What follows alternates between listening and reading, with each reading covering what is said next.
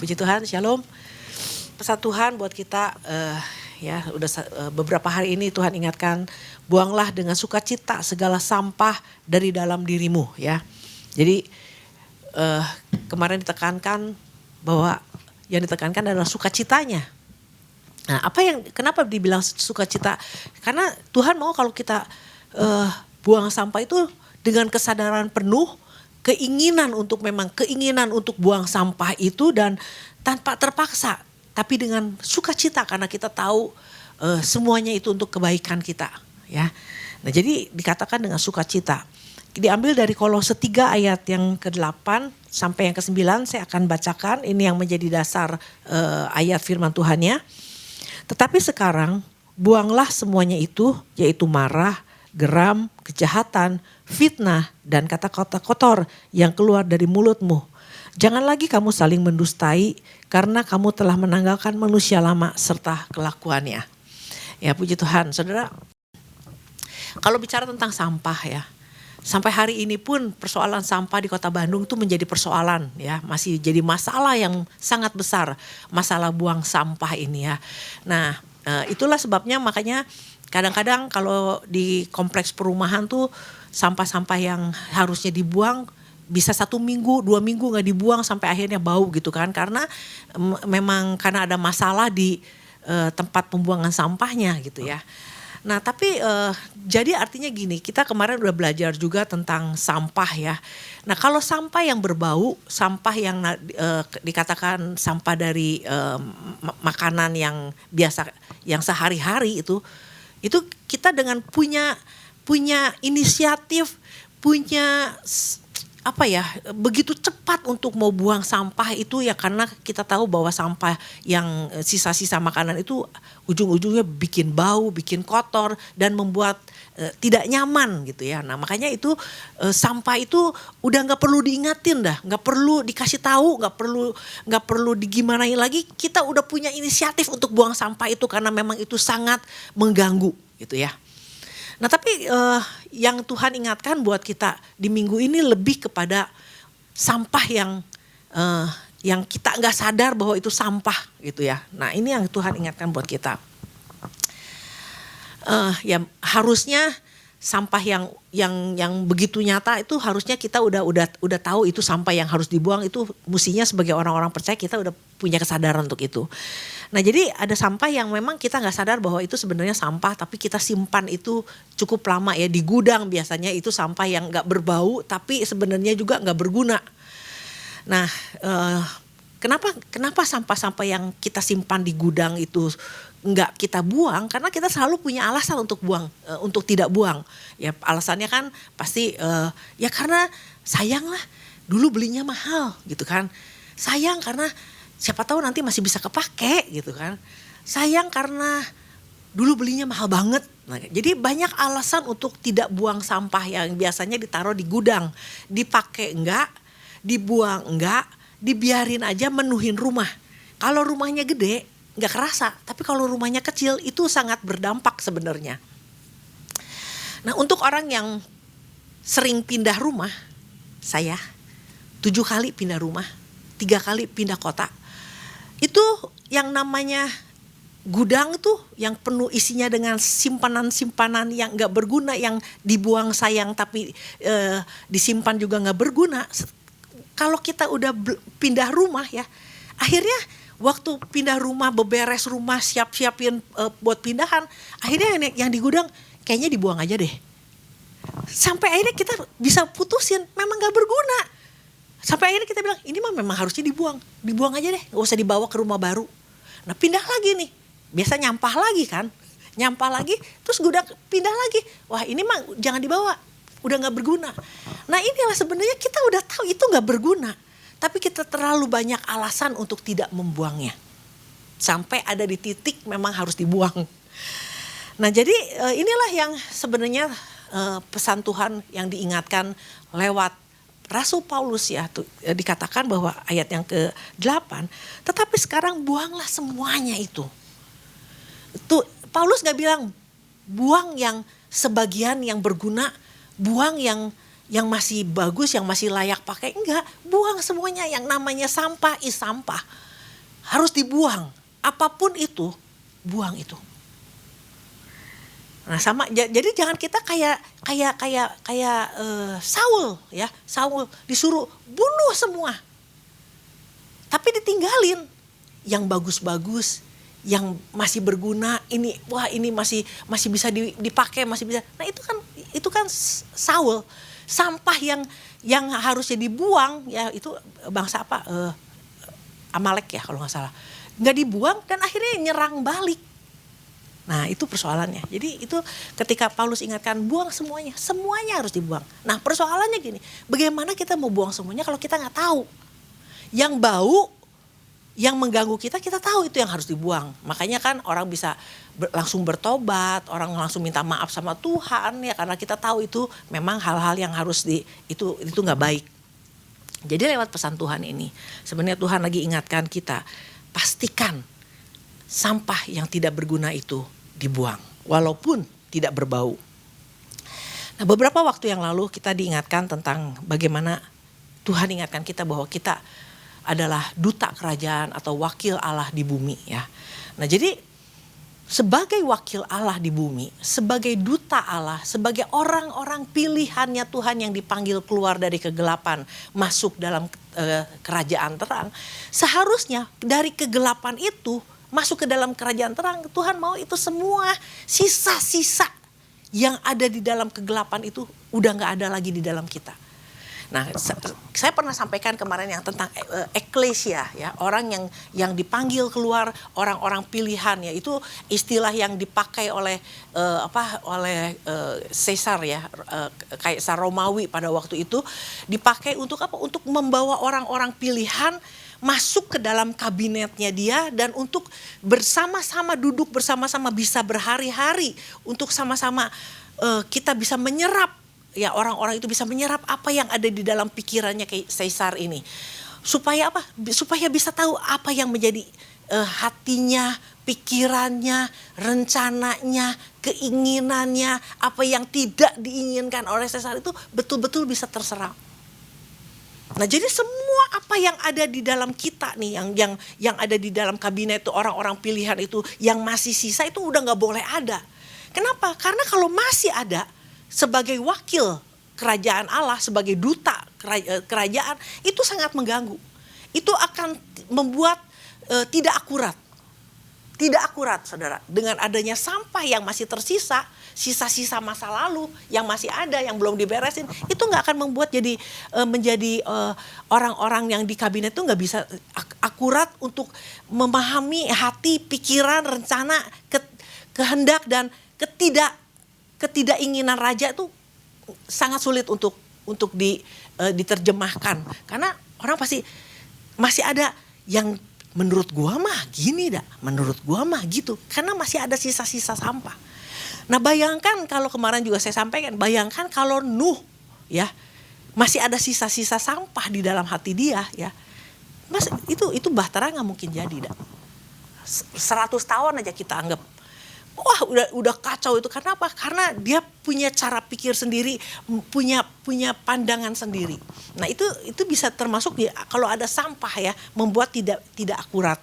Nah jadi kalau kita lihat di Matius 5 ayat yang ke-48 ini yang Tuhan Yesus ingatkan bahwa kenapa yang jadi wakil surga itu harus seperti ini, karena itu haruslah kamu sempurna. Nah ini kan Yesus bilang sama seluruh murid-muridnya, sama semua orang yang waktu dia khotbah di atas bukit ini, dia ngomong haruslah kamu sempurna seperti Bapakmu yang di sorga adalah sempurna. Dan kalau Tuhan Yesus bilang sempurna, Tuhan punya kualifikasi artinya. Jadi wakil Allah, jadi duta kerajaan itu ya harus sempurna karena kita mewakili kerajaan sorga. Haruslah kamu sempurna, gak boleh ada hal apapun juga yang membuat kita tidak menjadi sempurna. Dan sampah-sampah itu yang bisa membuat akhirnya orang sulit untuk menjadi sempurna. Nah kenapa? Karena dengan adanya sampah ya, yang masih ada di dalam gudang hati kita, sulit untuk taat. Sulit untuk taat, karena kita ada hal yang selalu membuat miris. selalu miring gitu. Waktu dikasih tahu tentang perintah, kita miring, nanggepnya miring. Kenapa? Ya karena ada sampah itu. Nah ini saudara, ada satu di dalam Kolose 3 ayat yang ke-8 kalau kita perhatiin. Ini kemarin saya renungkan ini juga. Kolose 3 ayat yang ke-8 sih. Tetapi sekarang buanglah semuanya ini, yaitu marah. Ya. Kalau marah, kita tahu gak kalau kita lagi marah? Nah biasanya udah habis marah, kita doa, Tuhan maafin saya, ampuni saya, Tuhan tadi saya emosi, marah gitu. Itu sangat terdeteksi gitu ya. Buanglah marah, geram. Geram juga sama, hampir kayak sama, mirip-mirip sama marah ya. Aduh, geram, gemes. Aduh Tuhan, ampuni saya Tuhan. Nah, sangat mudah untuk minta maaf dan bertobat karena nyata gitu loh.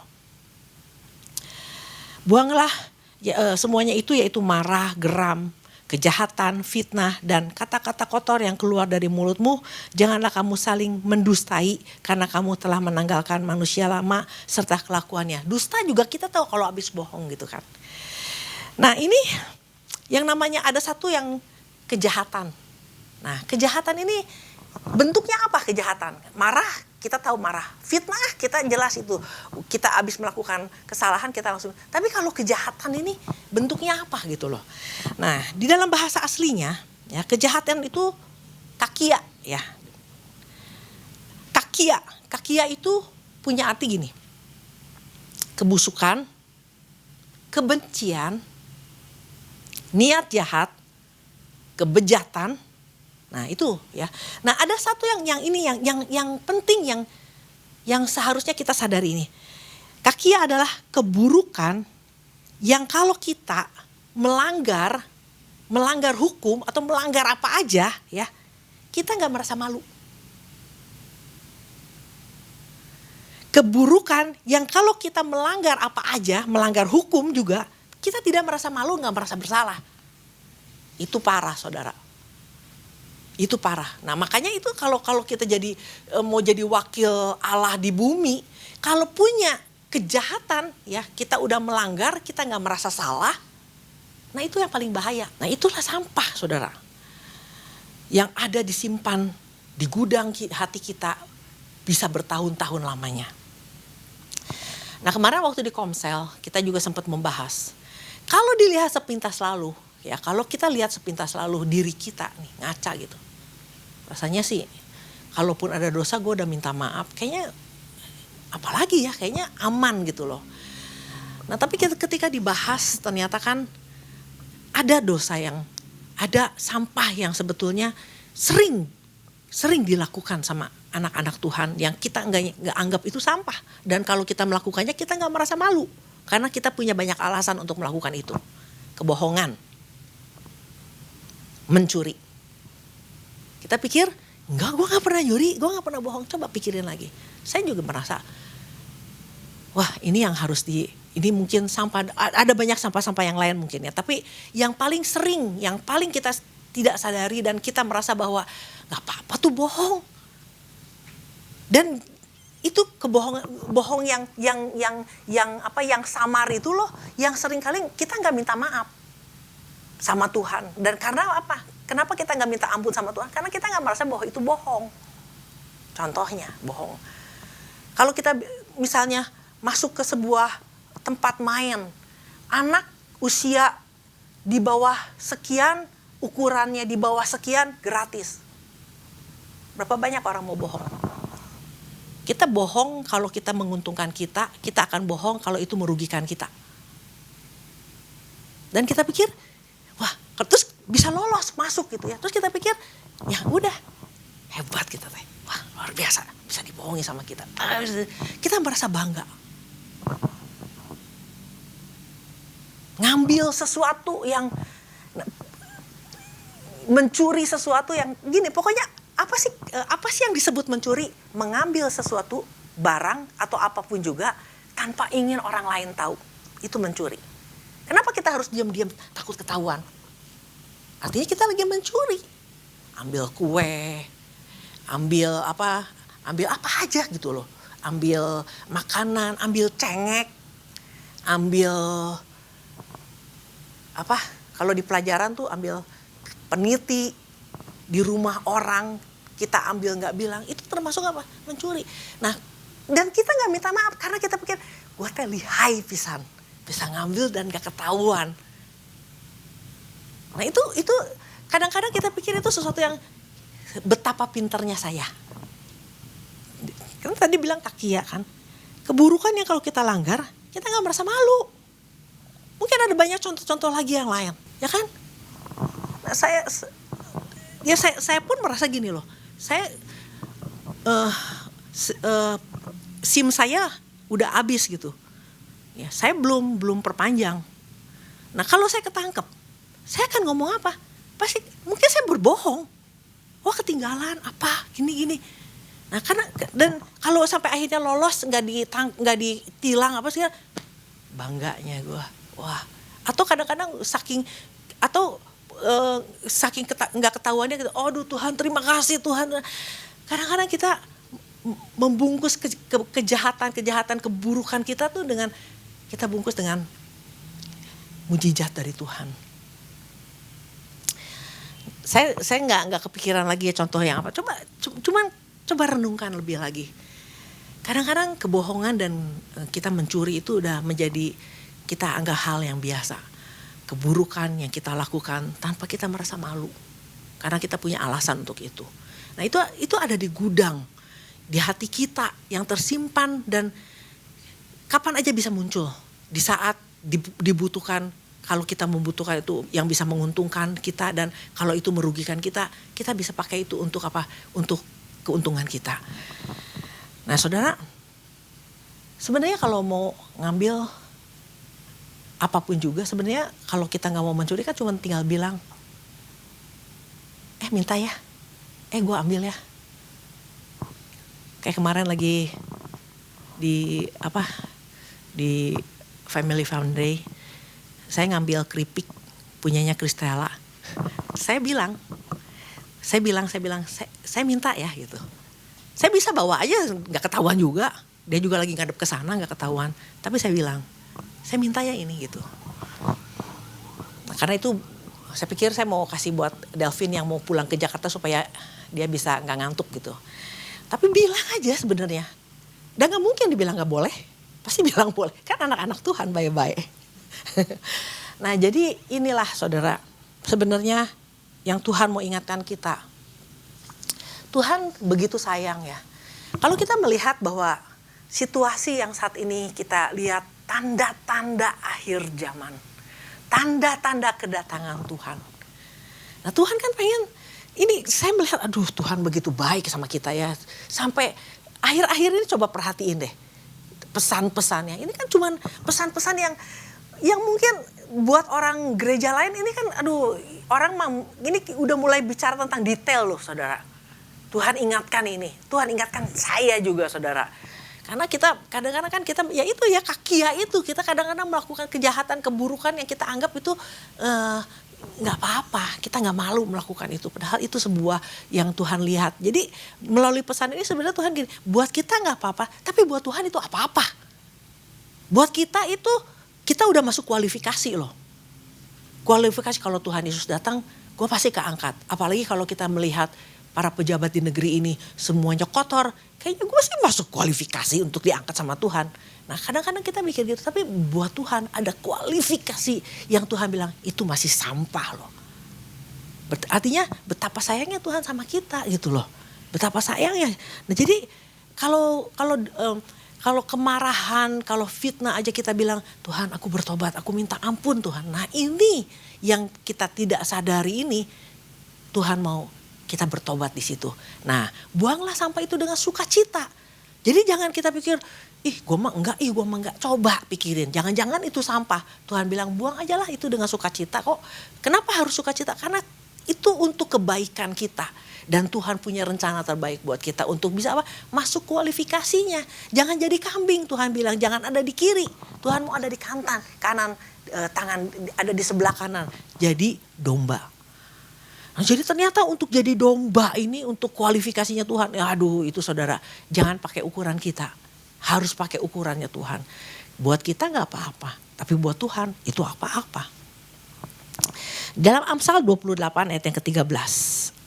Siapa menyembunyikan pelanggarnya tidak akan beruntung, tetapi siapa mengakuinya dan meninggalkannya akan disayang. Nah, sebenarnya kan ini Allahku setia dan adil. Jika kamu mengaku dosamu, maka Dia akan mengampuni kita dan menyucikan kita. Seperti hal pengakuan.